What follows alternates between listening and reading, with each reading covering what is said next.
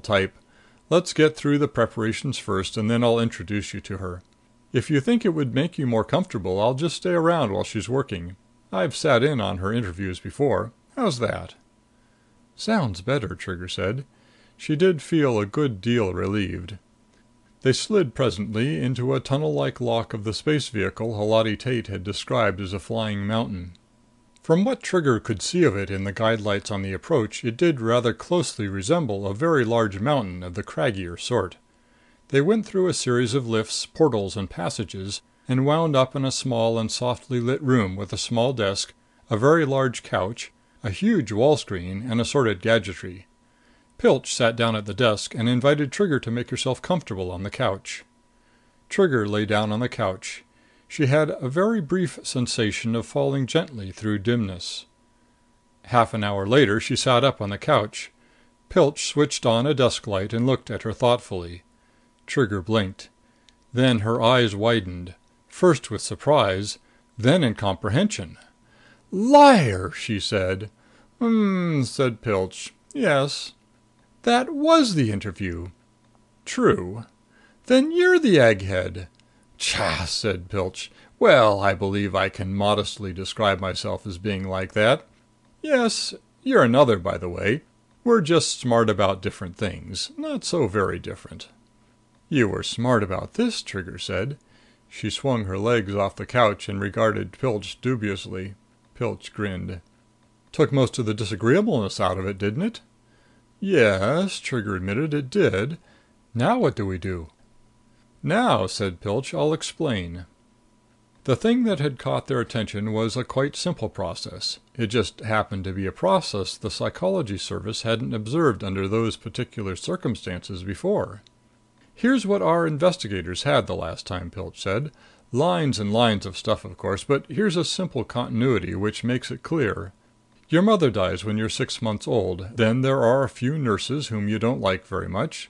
Good nurses, but frankly much too stupid for you, though you don't know that, and they don't either, naturally. Next, you're 7 years old, a bit over, and there's a mud pond on the farm near Ceyce where you spend all your vacations. You just love that old mud pond." Trigger laughed. "A smelly old hole, actually. Full of froggy sorts of things. I went out to that farm 6 years ago just to look around it again.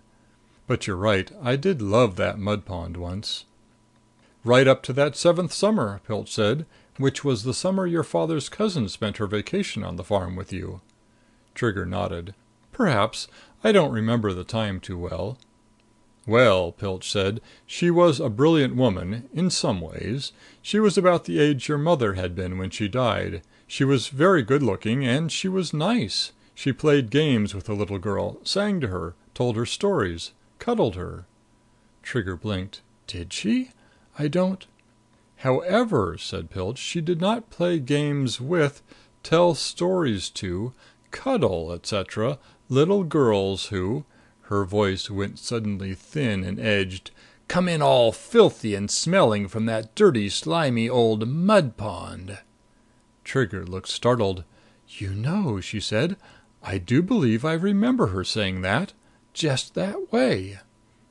"You remember it," said Pilch, "now. You never saw her again after that summer.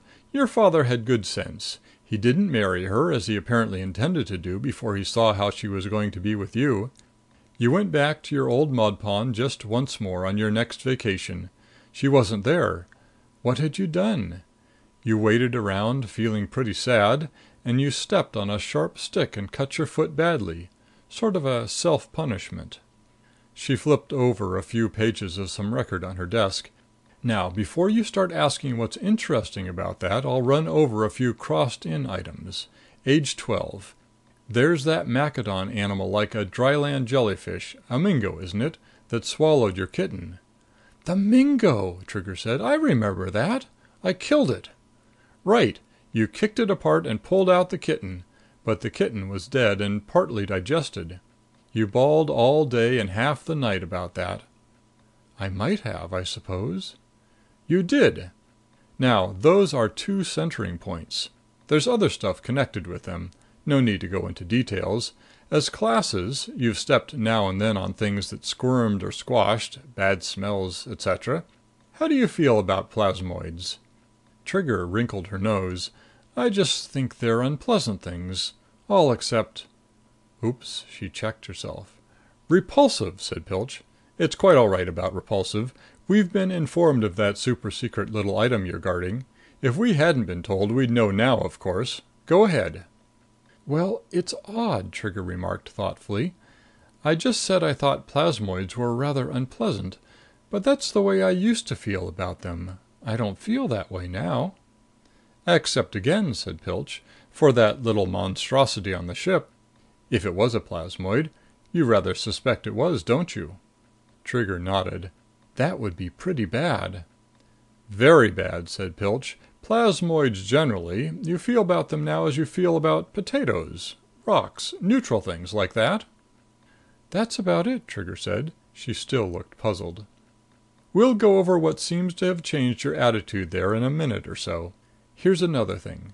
Pilch paused a moment, then said, "Night before last, about an hour after you'd gone to bed, you had a very light touch of the same pattern of mental blankness you experienced on that plasmoid station." "While I was asleep?" Trigger said, startled. "That's right. Comparatively very light, very brief, 5 or 6 minutes. Dream activity, etc., smooths out. Some blocking on various sense lines. Then normal sleep until about 5 minutes before you woke up. At that point, there may have been another minute touch of the same pattern. Too brief to be actually definable, a few seconds at most. The point is that this is a continuing process." She looked at Trigger a moment.